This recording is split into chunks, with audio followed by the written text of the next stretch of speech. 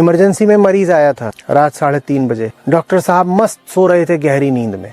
अस्पताल से फोन जाता है, मरीज आया है, हालत बहुत खराब है, बचने की संभावना बहुत कम है, डॉक्टर साहब जल्दी आइए। डॉक्टर साहब बोलते हैं, अरे जब बचने की संभावना बहुत कम है तो मेरे आने से क्या होगा।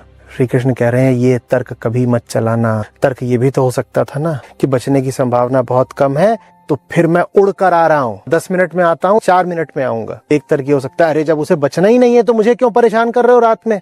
तो एक तो तर्क ये हो सकता है कि मरीजों का तो काम है मरना। तो दूसरा तर्क क्या हो सकता है, चूंकि उसकी हालत खराब है तो इसीलिए मैं और ज्यादा प्रयास करूंगा उस पर।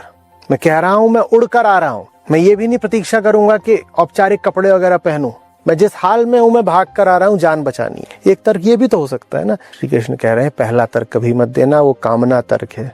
ये दूसरा तर्क देना, ये करुणा तर्क है। और तर्क तुम दोनों ही दे सकते हो। करुणा तर्क कहता है 1% अभी है ना संभावना, 1% है ना, काफी है। 1% भी संभावना है तो काफी है, नहीं छोड़ देंगे।